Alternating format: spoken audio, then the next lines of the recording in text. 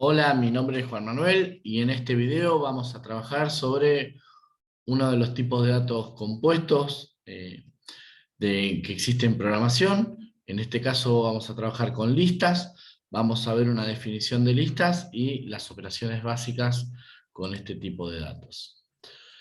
Como vemos, en este video vamos a trabajar en los siguientes temas. Vamos a hacer una breve introducción para entender por qué son importantes las listas.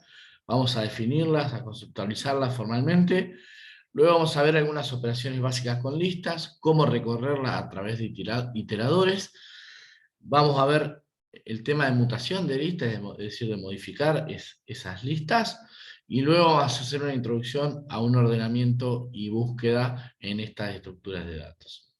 Bueno, hasta el momento, si no utilizamos tipo de datos compuestos, cuando queremos escribir un programa que permita trabajar con las calificaciones de 10 estudiantes y tener disponibles esas 10 calificaciones en memoria, necesitamos 10 variables diferentes. Ahora bien, y si queremos guardar la calificación de 100 estudiantes, tenemos que, en ese caso, entonces, guardar y generar 100 variables. Incluso tenemos que escribir 100 veces la instrucción input, dado que vamos a asignar ese input a cada una de las 100 variables, y luego calcular el promedio haciendo mención a esas 100 variables. Bueno, esta solución parece un poco curiosa, ¿no? Debiera haber otra manera, ¿sí? Bueno, aquí es donde emergen las listas como una solución. Las listas son una estructura de datos que provee los lenguajes de programación, en este caso lo vamos a ver con Python, y permite agrupar un montón o muchos datos simples, ¿sí? Entonces, ¿qué es una lista? Es una estructura de datos que contiene a su vez muchos datos. ¿Cuál es la particularidad o cuáles son las características de las listas? Bueno, tienen 4 características principales. Por un lado son dinámicas. ¿Qué quiere decir? Que puede variar la cantidad de elementos que tiene una lista en tiempo de ejecución. Además son heterogéneas. Bueno, a diferencia de los strings, otro tipo de dato compuesto, las listas son heterogéneas dado que en cada una de las posiciones de mi lista puedo tener tipos de datos distintos. Como ven, en la lista de nombre A, la del ejemplo, vemos que en la posición 0 tiene un string, en la posición 1 tiene un integer y en la posición 2 tiene un boolean. Por eso decimos que son heterogéneas. Por otro lado, también decimos que las listas son indexadas, ¿sí? Son indexadas porque a cada elemento de la lista le pertenece un índice distinto, ¿sí? Se puede acceder a cada uno de los elementos a través de su índice. Ahora bien, en Python, ¿sí? Conocemos las listas, son de hecho una de las estructuras de datos más versátiles de Python y pueden ser escritas, como vemos en el ejemplo, como una lista de valores separados por coma, y que van a estar entre corchetes, ¿sí? Acá vemos en el ejemplo una lista de nombre A que tiene un conjunto de valores de tipo string. Las listas en Python, como ya hicimos referencia en la hoja anterior, en la diapositiva anterior, comparten un conjunto de características con otras estructuras denominadas secuencias como los strings. Lo interesante de las listas es que vamos a poder realizar. ¿Qué operación vamos a poder realizar con cada elemento de la lista? Bueno, vamos a poder realizar aquellas operaciones que están permitidas para ese tipo de datos. Ahora veamos algunas operaciones básicas con listas. En primer lugar, ¿cómo definir una lista? Bueno, bien, o podemos asignar una lista, ¿sí? a una variable, ¿sí? Entre corchetes y con los valores, o con cada uno de los elementos separados por coma. También lo podemos hacer, ¿sí? A partir de crear una lista vacía. De estas dos maneras, estas dos formas son dos formas equivalentes, es decir, asignar los corchetes vacíos o asignar a la variable la función list entre paréntesis. Otra cuestión que podemos hacer sobre las listas es consultar su longitud. Si aplicamos len a A, nos va a decir que nos va a devolver 6 porque A tiene 6 elementos. También podemos acceder a los elementos con el índice, ¿sí? Si ponemos A en I, A sub I, nos va a devolver el 10. También podemos trabajar con rangos. Acá lo que estoy diciendo es que me dé todos los elementos entre 0 y 1. Recordemos que en los rangos el último valor, el valor mayor, no está contenido, por eso nos devuelve sobre el elemento 0. Podemos pedir los primeros dos elementos. Podríamos pedir los elementos entre el índice 3 y el índice 6. O también podemos manejar índices negativos, ¿sí?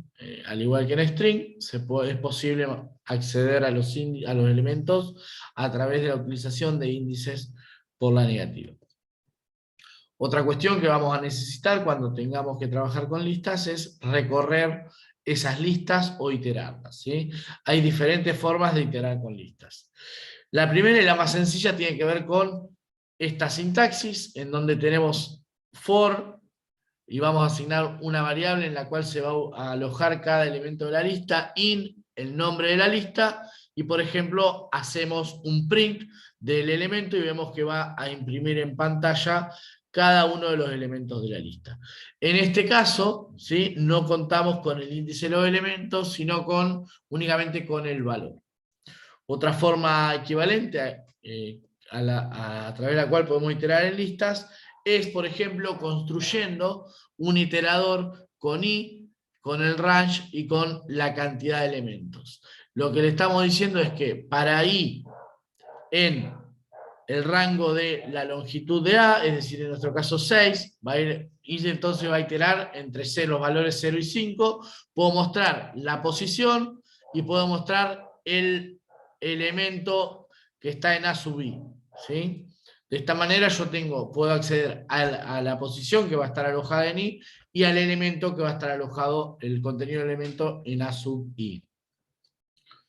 También podemos trabajar en este mismo sentido, de forma equivalente a la última situación que comentamos, con la función enumerate. Si yo digo for i y e en enumerate de a, lo que me hace es asignar a i el índice de a y en e el elemento del índice i de a. De esta manera, si yo imprimo, ¿sí?, el resultado de la ejecución de las variantes 2 y 3, ¿sí?, a partir del índice, a partir de enumerate, de forma equivalente me va a devolver lo que se ve aquí abajo, ¿sí? Es interesante y es bien sencillo recorrer listas. Bueno, por otro lado dijimos que las listas son mutables. ¿Qué quiere decir esto? Quiere decir que vamos a poder modificar cada uno de los elementos de la lista, ¿sí? Recuerden, en otro tipo de estructuras de datos, como por ejemplo los strings, vimos que no eran mutables porque no podíamos modificar un único elemento de un string, una única letra. En el caso de las listas esto es posible. ¿Cómo se hace? Bueno, pisando el elemento anterior. Yo antes tenía otro valor, lo que hago es que asigno un nuevo valor en A sub i, luego ese valor anterior es reemplazado por el nuevo valor. De la misma forma, lo que puedo hacer es eliminar un determinado valor de una lista con el método remove. Si yo digo remove el elemento que quiero borrar, en este caso intro, lo que va a suceder cuando yo muestro A es que le falta el valor intro, este valor ha sido eliminado y de esta manera lista tiene un elemento menos. Fíjense por qué, acá se justifica también porque decimos que son dinámicas. Pasan de tener 6 valores a tener 5 y no hay ningún problema con ello. De la misma manera, otra cosa que podría hacer es agregar un nuevo valor al final de una lista. Con el método append, yo digo append 8 y lo que va a hacer es agregar el elemento 8 a la lista A. Acá vemos que lista pasa de tener 5 valores y vuelve a tener 6 con el 8 al final. Otra cosa que también podemos hacer es insertar un nuevo valor en una posición determinada. Si yo digo con el método insert en la posición 2 el valor 8, lo que va a hacer es insertar el valor 8 en la posición 2. Está en la posición 0, está en la posición 1 y en la posición 2 se encuentra el 8. Lo que va a hacer es correr el true que estaba en la posición 2 a la posición 3 y así sucesivamente hasta el final de la lista. Las últimas dos cuestiones que vamos a ver sobre listas es una introducción a la búsqueda y el ordenamiento. Vemos que las listas en Python tienen métodos implementados para realizar estas operaciones. Yo, por ejemplo, tengo la lista A con estos valores yo puedo preguntar con el operador IN si Messi está en la lista A. Si Messi está en la lista A, me va a devolver verdadero, como en este caso. En cambio, si yo pregunto Juan IN A, si Juan está en la lista A, me va a devolver falso porque el string Juan no está en la lista A. Es muy interesante y muy útil utilizar el operador IN, sobre todo en estructuras que requieren una condición, como por ejemplo el while o el if.